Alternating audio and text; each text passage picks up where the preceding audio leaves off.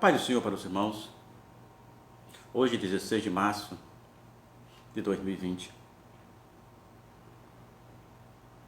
Vamos ler apenas alguns versículos do livro de João, no capítulo 14. O primeiro é o 6, mas irei me deter apenas no 6. Que diz assim: Jesus dizendo aos seus discípulos: não se turbe o vosso coração, crede em Deus, crede também em mim. Na casa de meu pai há muitas moradas.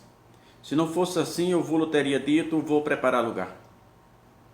E se eu for vos preparar lugar, verei outra vez e levarei para mim mesmo, para que onde eu estiver estejais vós também. Mesmo vós sabeis para onde vou, conheceis o caminho. Disse-lhe Tomé: Senhor, nós não sabemos para onde vai. Como podemos saber o caminho? Jesus disse-lhe, e disse-lhe Jesus: eu sou o caminho, a verdade e a vida. Ninguém vem ao Pai senão por mim. A pergunta de Tomé foi muito pertinente, pois se Tomé não perguntasse a Jesus essas coisas, Jesus não teria dado uma resposta tão enfática como essa. E Jesus diz: e disse-lhe Jesus: eu sou o caminho, a verdade e a vida. Ninguém vem ao Pai senão por mim. Então nada, eu já falei isso em outros vídeos, o homem não será salvo por mérito, chamado meritocracia. Os méritos do homem não surtem efeito diante de Deus. A salvação é uma escolha de Deus e uma decisão do homem. Jesus escolhe o homem, mas o homem tem a decisão de aceitar ou não as escolhas de Jesus. É Jesus que escolhe, está lá escrito no livro de João, nesse mesmo livro, no capítulo 15, versículo 16. Mas Jesus diz: eu sou o caminho, a verdade e a vida, ninguém vem ao Pai senão por mim.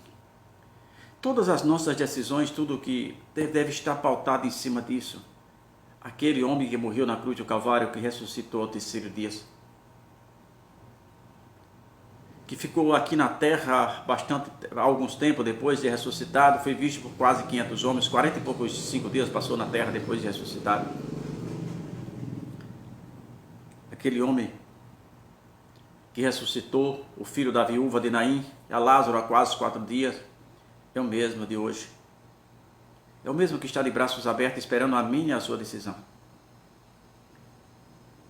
Jesus disse: eu sou o caminho. Não há nada que o homem venha fazer que possa te dar direito à salvação. A salvação é uma escolha do homem. E não depende, ele pode ser um cara que dê cesta básica, que faça caridade, ele pode fazer tudo isso. Ser um bom cidadão é um dever do homem. Ser um bom marido é um dever do homem. Ser um bom patrão, um bom empregado, isso é um dever do homem. Nada disso dá direito à salvação. O que dá direito à salvação é a escolha que ele faz com respeito à vida espiritual. Diante dele, ele tem 2 caminhos. E aceitar a Jesus é a escolha mais acertada que alguém faz. As pessoas têm vergonha, às vezes, de conduzir a Bíblia na mão. Mas não têm vergonha de dizer palavras torpes, participar de rodas de conversa que nada acrescenta. Eu tenho dito: se a tua amizade não te acrescenta nada, procura outra amizade. Procure alguém sempre melhor que você. Não desprezando os demais, mas para a sua amizade. Há um ditado popular que diz: diz-me com quem anda, que direi com quem és, e é verdade. Freud, quando trabalha o ser humano, ele trabalha o homem como um animal racional. Apesar de, para mim, o homem não é o mais irracional que existe. E ele trabalha o homem como um homem tribal, e eu acredito nesse homem tribal. Mas ele trabalha a subdivisão de grupos. Isso é, as pessoas, mesmo que tenha 20, 30 pessoas num setor de trabalho, se marcar uma reunião depois fora, uma reunião que dura um pouco mais, depois daquela reunião você vai encontrar esse grupo subdividido em grupo de afinidade. por aquilo que parece mais com você. E assim não pode ser diferente na vida espiritual. Procure alguém que possa acrescentar a tua fé, alguém que possa ajudar na tua caminhada, alguém que possa chorar com você, se alegrar com você, caminhar com você. Porque Jesus vai voltar. Por que você perde tanto tempo com pessoas que não te acrescentam nada? Pessoas que só tentam puxar o seu tapete e derrubar você. Por que você perde tanto tempo com isso? Não perca tempo com isso. Não perca tempo. A Bíblia diz trazer à memória aquilo que nos traz esperança. E Jesus está dizendo, e disse-lhe Jesus, eu sou o caminho. A nossa esperança é Jesus. O que traz esperança para nós é Jesus. O Brasil, o mundo está indo de mal a pior. O homem se acha tão poderoso, mas um vírus, um animal microscópico, que é um vírus, um animal microscópico,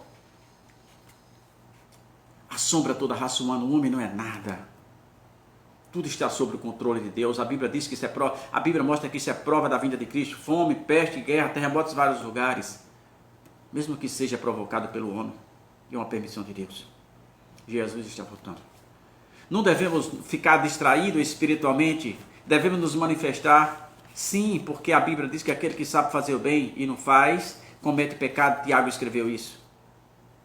Mas também devemos estar atentos com a nossa vida espiritual. Se Jesus voltasse hoje, como estaríamos na nossa vida? Ah, Jesus, perdoa meus pecados, tira de mim as coisas que me afastam de ti.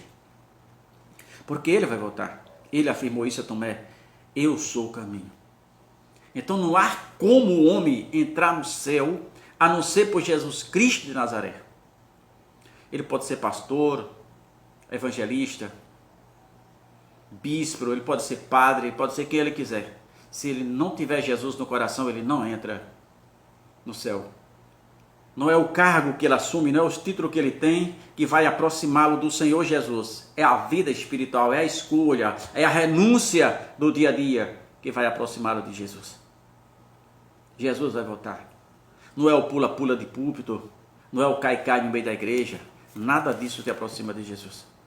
Porque Jesus não vê como vê o homem.